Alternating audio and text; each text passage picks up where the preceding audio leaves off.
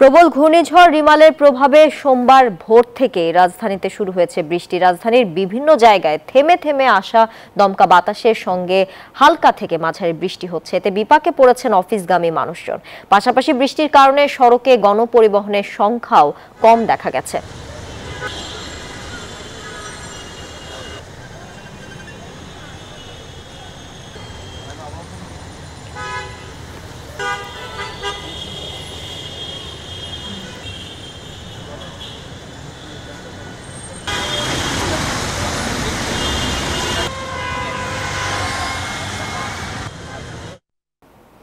দর্শক, এবারে আবহাওয়া অধিদপ্তর থেকে সরাসরি যুক্ত হচ্ছেন সহকর্মী হাসান ওয়ালি।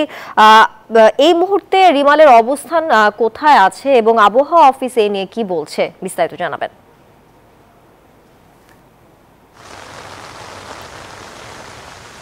জি, আপনাকে ধন্যবাদ। ঘূর্ণিঝড় রিমাল কিছুটা দুর্বল হয়ে স্থল গভীর নিম্নচাপে পরিণত হয়ে সারা দেশে এর প্রভাব শুরু হয়েছে, এমনটি কিন্তু আবহাওয়া অফিস আমাদেরকে জানিয়েছে, যেটি আসলে এখন মংলা এবং খুলনা এলাকায় অবস্থান করছে বলে আমরা জানতে পেরেছি। এটি কিন্তু উত্তর দিকে যাচ্ছে, সেই অর্থে কিন্তু আসলে এটি এই যে ভারী বৃষ্টিপাত হচ্ছে সেরকম যদি চলতে থাকে আরও 2-3 ঘন্টা মধ্যে কিন্তু আসলে এটি ঘূর্ণিঝড়ে পরিণত হবে। যে ভয়াবহতা সেটি কিন্তু কমে আসবে। আবহাওয়া অধিদপ্তর গতকাল রাতে যে ব্রিফিং করেছিল আনুষ্ঠানিকভাবে, এরপরে এখন পর্যন্ত কিন্তু তেমন ধরনের কোনো আনুষ্ঠানিকভাবে ব্রিফিং করেনি। একটু পরে কিন্তু তারা আমাদেরকে জানানোর কথা যে পুরো দেশের যে চিত্র এখন পর্যন্ত আসলে কোথায় কি অবস্থা এবং কোন পর্যন্ত যাচ্ছে। তবে এখন পর্যন্ত অনানুষ্ঠানিকভাবে আমরা যেটি জানতে পেরেছি তার প্রভাব কিন্তু আসলে ইতিমধ্যে শুরু হয়েছে।